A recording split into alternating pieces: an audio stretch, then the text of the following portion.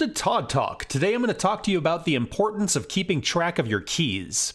Todd Talk is brought to you by Antonio's. We make sketty. This is the first Todd Talk I'm making using this computer, so I apologize if the lights are weird or if the focus is funny. We're just going to deal with it. Do you know where your keys are right now? It's super important to keep track of your keys. Mine are like right over here and they have a little air tag on them, so I will never, ever lose them. But I have lost them. I want to tell you about 2 times specifically. First time was back in, I think, 2009. I used to live out in southeast Portland, and I would go for a run several times a week. The neighborhood that I lived in was pretty flat, and I had a nice little route that I would run down and then across and then back, and it was about a 5K when I would run this little loop. When I'd go for a run, I'd wear a nice light t-shirt and my fancy running shoes, and usually some light running shorts. Now, running shorts typically don't have pockets. They're usually really minimal, just really light fabric and not a lot else going on. Now, these shorts I had, they had a little pocket built into the waistband. It was probably about this big, and it was just big enough that you could probably get a house key in it. Not really sure why else they would put that pocket there. Often when I would go for a run, I would just take my keys and put my pinky through the key ring and then just kind of hold on to them while I ran. But this particular time, I decided to try that pocket out. So I took my house key and I put it in that little pocket and I went for a run. And when I finished my run, the key was not there. So I did what anybody would do and I retraced my steps. So I walked the route that I normally run, again, about 3 miles, and I was looking along the sidewalks and in the gutters and in people's lawns, and the sun was starting to go down, and I couldn't find the key. Super frustrating. And at this point, I owned a condo. I wasn't renting, so there was no landlord to call. And so you get out your phone and you start looking through locksmiths. And these listings are the sketchiest things you've ever seen. Most of them are not people answering the phone. Many of them are just answering machines. You leave a message and then they just come out and help you out. And locksmiths, like plumbers, work on something called the call girl principle. The call girl principle is that you tell the person how much it's going to cost up front and get that money. And then, regardless of how things play out, the money is spent. Because in the case of a plumber or a locksmith or a call girl, the value of the service diminishes quickly after it is rendered.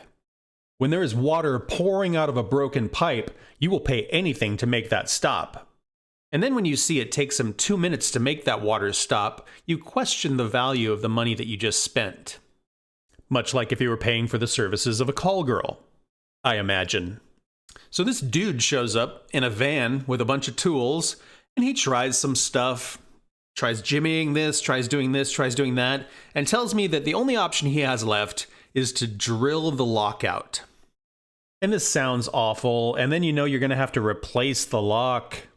So it is a brutal and loud process, but takes this big old drill and just puts it straight through the deadbolt and straight through the doorknob, and the thing opens. And then because you're wearing running clothes and you don't have a wallet on you, you have to go with the guy to an ATM to get money out and pay him. And it's more money than you care to pay, plus you feel weird paying the dude to destroy your lock. But that's just how it goes sometimes. And now I have a secret key hidden all the time. Oh, but it gets worse.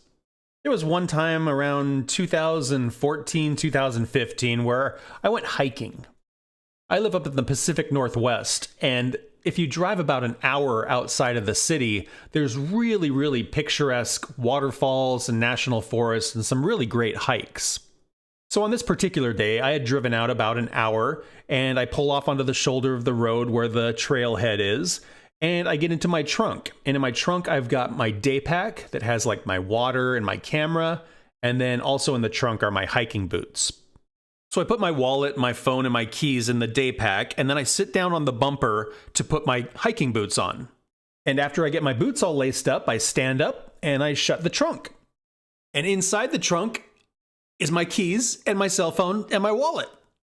So I walk around the car and check every door once or twice just to see if there's a way I could get in. Because if I could get in, I could probably lower the back seat and crawl into the trunk. But no, it's all locked up.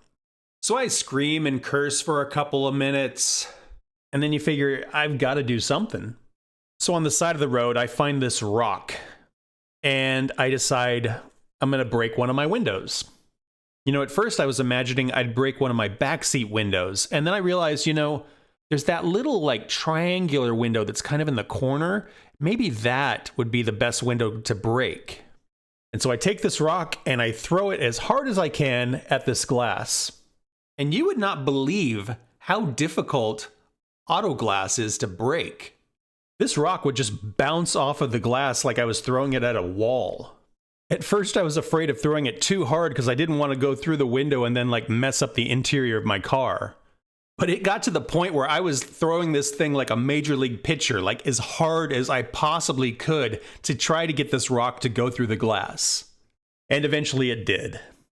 And with mixed emotions, I unlocked my car and got my cell phone and my keys and my day pack, and I went on the hike. And then, of course, later I got the window repaired. The little window costs less than my deductible, so I just had to pay for it. I kept the rock. And those are the 2 worst times I've ever locked myself out. I've locked myself out other times, but there's always been somebody home, or somebody going to be home, or somebody else can let you in. But those 2 times, those were rough. So keep track of your keys, kids.